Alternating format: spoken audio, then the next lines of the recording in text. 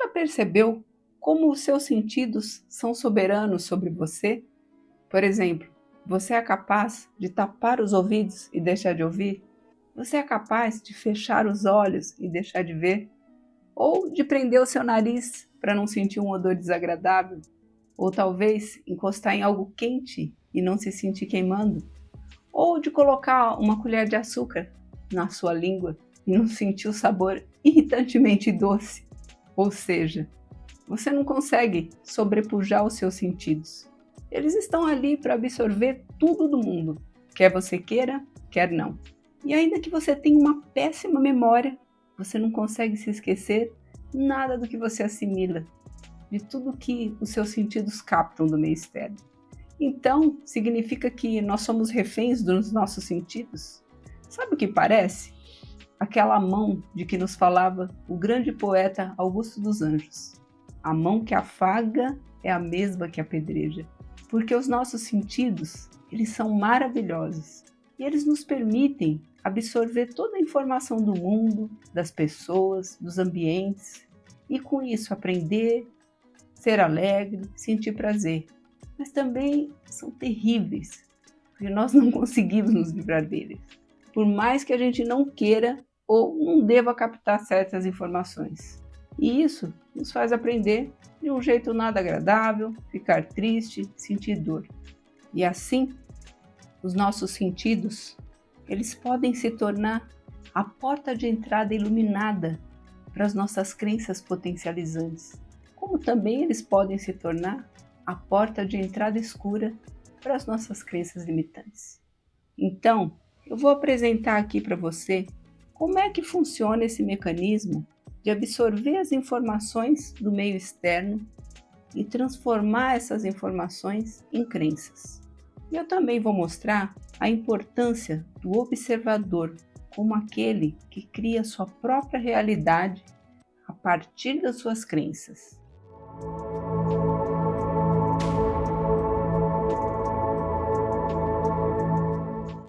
Esse é o terceiro capítulo do episódio Os 3 Passos Preliminar às Crenças Limitantes, que faz parte da série Os Segredos da Alma, uma série sobre autoconhecimento para te ajudar no seu desenvolvimento pessoal. E se você quiser saber mais, é só adicionar o link aí das playlists, que está aí na descrição. Se inscrever no canal para acompanhar os novos episódios e clicar no sininho para receber todas as notificações.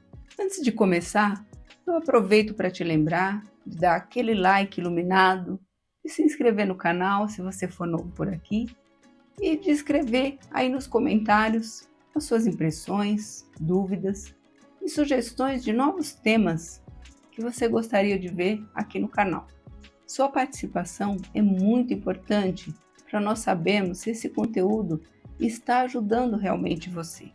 Uma simples figurinha que você deixa aí nos comentários já nos ajuda a saber se o conteúdo está sendo útil e nos motiva também a fazer mais conteúdos como esse, ou então a direcionar o canal para novos conteúdos que sejam mais interessantes e atraentes para você.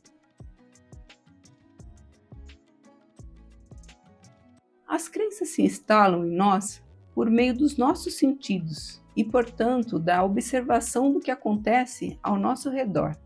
A palavra observar, ela vem do latim ob, que significa sobre, mais servare, que é manter seguro ou cuidar de. Ou seja, observar é tudo aquilo que os nossos sentidos captam e que nós guardamos dentro de nós, seja bom ou ruim. É pela observação que nós assimilamos os comportamentos, atitudes, pensamentos e sentimentos das outras pessoas e de tudo que vem do meio externo. E parte dessas informações que nós absorvemos, elas se tornam as nossas crenças e nós passamos a agir com base nelas. Algumas vezes, nós usamos o raciocínio para filtrar as informações que entram em nós, mas nem sempre. Nesse caso, nós assimilamos, digerimos a informação, transformamos em um conhecimento válido para nós e nos apropriamos dele como uma crença. Mesmo quando nós estamos falando de ciência e de cientistas, o processo é semelhante. O cientista, ele raciocina sobre uma teoria ou sobre um conjunto de experimentos, então ele atesta a veracidade dessas informações com base nos seus conhecimentos prévios. E ele decide se aquilo é verdadeiro ou não para ele. O que não significa que seja a única teoria ou os únicos experimentos disponíveis. Poucas coisas são unânimes, mesmo no âmbito da ciência. Tanto que há muitos debates nas ciências que nunca chegam a um consenso. Só mesmo nas ciências básicas, tais como a física e a química, é que as coisas são, digamos, mais exatas. Tem uma piada que diz que o filósofo Nietzsche afirmou para dois amigos com quem ele estava conversando que a única realidade é a mente. Então, um dos amigos se afastou, pegou uma pequena pedra e atirou no Nietzsche, acertando na canela dele. Aí o Nietzsche gritou: "Ai, mas o que é isso, amigo? Por que você fez isso?" E o amigo respondeu: "Agora me diga, a única realidade é a mente?" Assim também são os debates nas ciências, nas teorias e nos experimentos. No meio desses processos de assimilarmos as crenças, a gente pode colocar algum filtro do raciocínio ou da intuição, ou não colocar filtro nenhum, apenas a aceitação pura e simples. E o problema é justamente esse: quando nós assimilamos as informações do meio externo sem nenhum filtro, de forma inconsciente, porque isso pode dar tanto bons resultados e nos levar a um patamar superior de crenças potencializantes, quanto pode dar péssimos resultados e nos levar ao precipício e às crenças limitantes. Ou seja, se simplesmente observamos e assimilamos sem raciocinar, aquela crença pode se tornar um obstáculo. Mas se observarmos e refletirmos conscientemente, então a crença pode ser algo positivo e benéfico para nós. As crenças se instalam em nós desde a nossa infância, a partir de tudo que nós vemos, ouvimos, degustamos e sentimos. Inicialmente, nós absorvemos pelos nossos sentidos tudo aquilo que a nossa família nos passa ou nos ensina, com os seus hábitos, vícios, sentimentos positivos e negativos, modos de falar e de se expressar, maneiras de se comportar e de reagir aos acontecimentos. Desde criança, a nossa curiosidade sobre o mundo surge de forma natural e espontânea, e já começamos a questionar se aquilo que estão nos ensinando está correto e se as atitudes daqueles que nos ensinam elas são coerentes com o que eles estão nos orientando a fazer. Lembra daquela música da Paula Toller que se chama 8 anos? É exatamente como a criança se comporta. Por que os ossos doem enquanto a gente dorme? Por que os dentes caem? Por onde os filhos saem? Por que a gente espirra? Por que as unhas crescem? Por que o sangue corre? E por que a gente morre? Do que é feita a nuvem? Do que é feita a neve? Como é que se escreve Réveillon?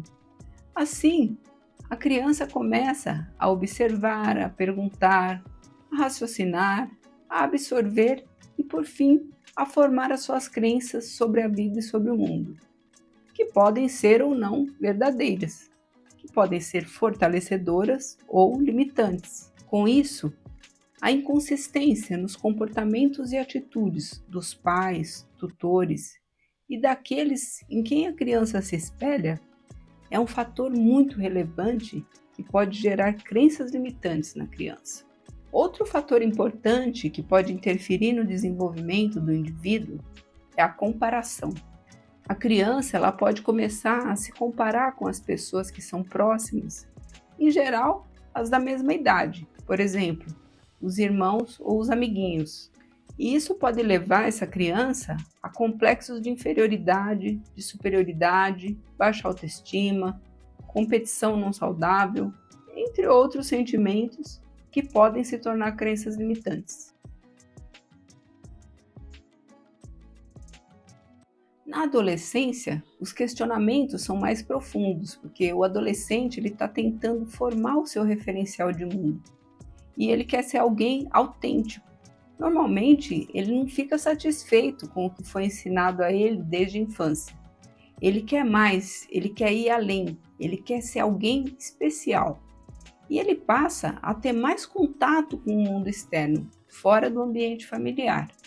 E passa também a receber mais informações do meio, que ele pode comparar com as informações que ele já tem. Toda essa mudança na vida do adolescente, ela começa a interferir no comportamento, no modo de pensar e principalmente no emocional dele. E ele está naquela fase em que ele ainda não é independente, mas também ele não é totalmente dependente. É uma espécie de limbo, de umbral, de onde ele não sabe muito bem como sair. Se ele for para frente e se tornar independente, ele vai ter que se responsabilizar pela sua própria vida e arcar com as consequências de tudo que ele fizer. Se ele voltar para trás, ele vai voltar a ser dependente e não vai precisar arcar com as consequências de nada, porque alguém vai fazer isso por ele. Mas ele vai ter que aceitar a dependência dos pais. É muito difícil decidir o que fazer. Nessa fase, as crenças elas podem ter muitas reviravoltas, muitos altos e baixos. E então surgem conflitos, rebeldia, problemas emocionais, entre outros. Vários comportamentos da adolescência, eles podem contribuir para o surgimento das crenças limitantes, tais como a carência afetiva, que pode levar o adolescente a se apaixonar por um ídolo ou por alguém famoso, passando a admirar e a se comportar como aquele ídolo. Até nos trejeitos, nas roupas, no modo de se expressar, nas atitudes e gostos, enfim. Porque ele acredita que ao se comportar como aquele ídolo, ele vai ser amado da mesma forma. Até que um dia esse adolescente percebe que ele não consegue ser como aquele ídolo e que ele reprimiu o seu verdadeiro jeito de ser. E com isso, as pessoas foram se afastando, porque ele se tornou algo estranho, que nem era aquele ídolo, nem era ele mesmo. E ele achando que todo mundo ia gostar mais dele se ele fosse como aquele famoso. Na verdade, foi exatamente o contrário, porque aquele ídolo é único. Todas as cópias são pura pirataria. Mesmo se ele tiver um irmão gêmeo com o mesmo dom, eles não vão ser iguais. E agora, esse adolescente vai precisar enxergar que ele não precisa ser cópia de ninguém, porque ele também é único, e que o DNA dele, o seu mapa genético, a sua família, o seu ambiente, a sua cultura e principalmente a sua luz interior é o que torna cada um de nós um ser único e especial. Não tem nada a ver com os outros. No adulto, boa parte das crenças já estão formadas porque vieram da infância e da adolescente. E ele já optou por um caminho de continuar dependente ou de ser mais livre e responsável.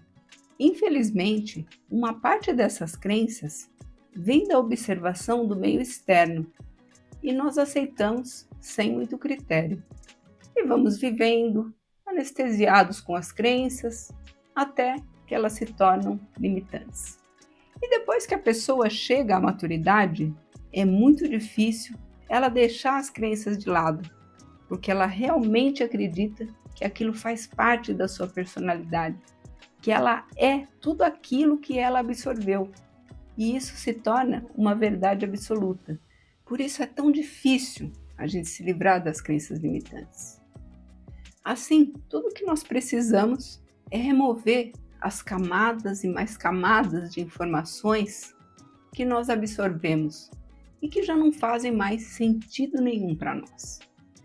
Mas tem uma coisa que nos pega tanto na adolescência quanto na vida adulta e que pode contribuir para as nossas crenças limitantes, que é a paixão. Quando uma pessoa se apaixona, ela tende a observar tudo que a pessoa amada gosta para poder agradar. Isso até certo ponto é saudável, porque existe uma troca entre o casal em que um faz pelo outro, para demonstrar o afeto que eles sentem. Isso torna a relação mais equilibrada, mais gratificante para ambos. Mas tem caso em que esses limites são extrapolados e a pessoa apaixonada, ela aceita tudo que a pessoa amada faz para provar o seu amor. E por que a pessoa apaixonada faz isso?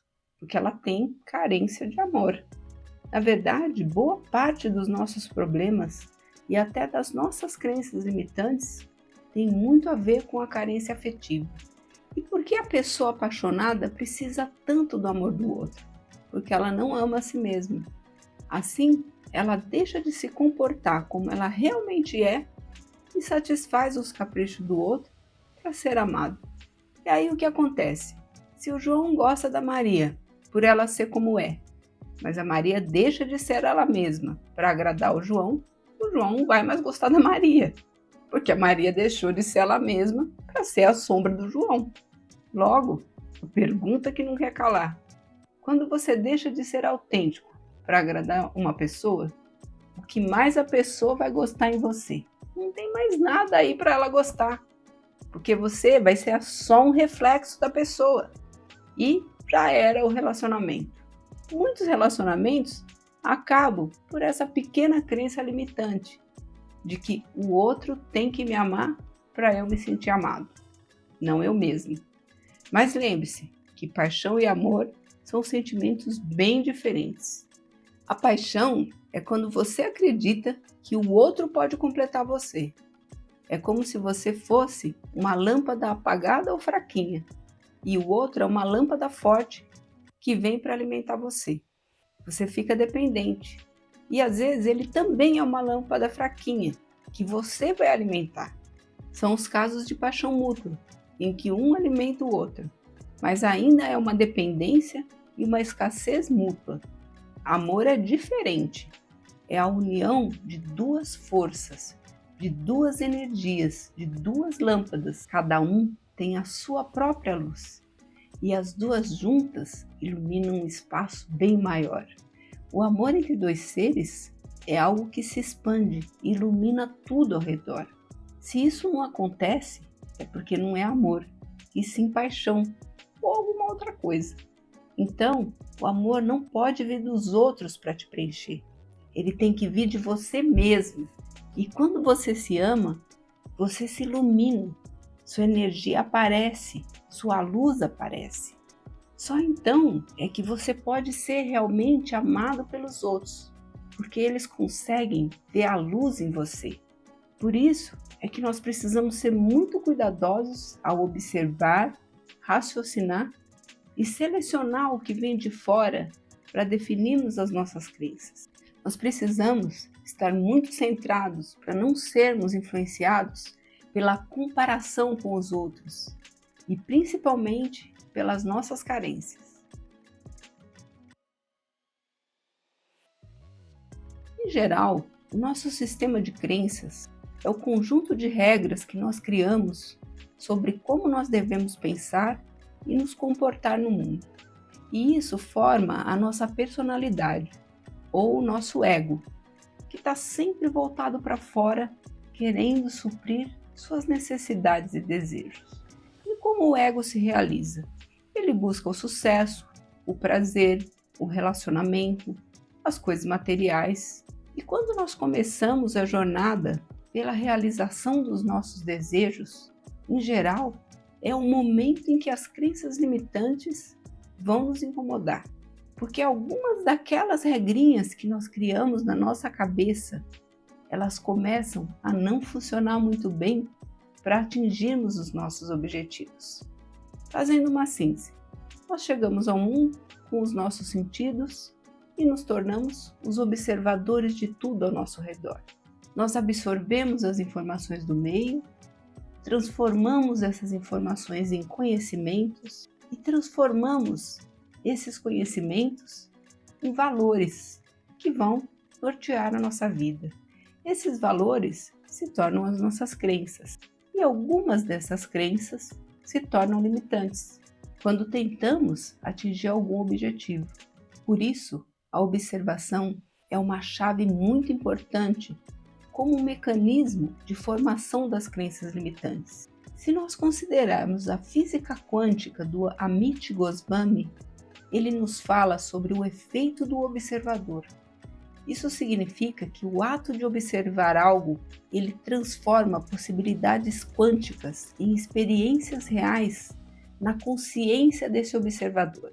Dessa forma, a realidade ela só existe a partir do ponto de vista do observador.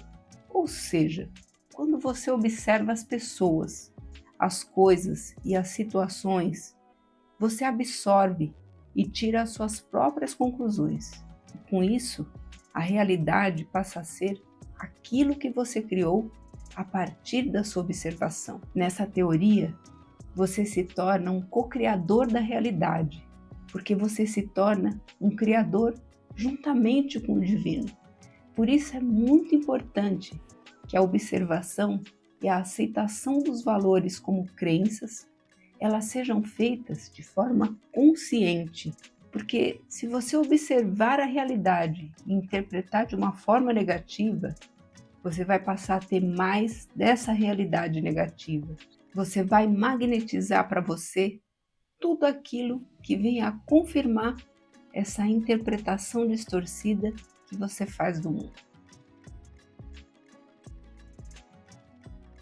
No próximo capítulo, nós vamos refletir se existem maneiras alternativas de construir ou reconstruir o nosso jeito de ser, sem a interferência das crenças limitantes. Será que nós podemos viver no mundo e conviver com as pessoas sem ter que seguir as regras alheias? Será que é possível nós sermos autênticos e genuínos sem entrar em conflito com as pessoas? Como você pode ser mais você mesmo e não somente um amontoado de ideias que vem do meio externo? Então, assista o próximo capítulo para saber. Antes de encerrar, eu quero agradecer a você por ter ficado comigo até o final e espero que esse conteúdo tenha sido útil para você. Aproveito também para te lembrar, deixar aquele like iluminado, se inscrever no canal e postar os seus comentários. Também agradeço a todos os criadores de conteúdo por disponibilizarem os seus materiais e as plataformas por disponibilizarem os seus espaços para que nós possamos apresentar e divulgar os nossos conteúdos.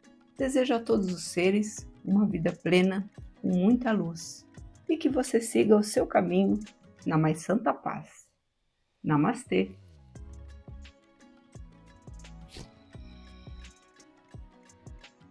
E transformar essas informações. As crenças se instalam em nós a criança, por isso é que é tão difícil nós nos livrar.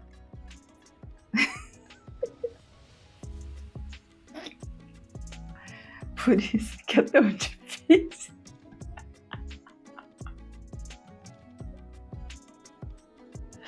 Por isso é que é tão difícil.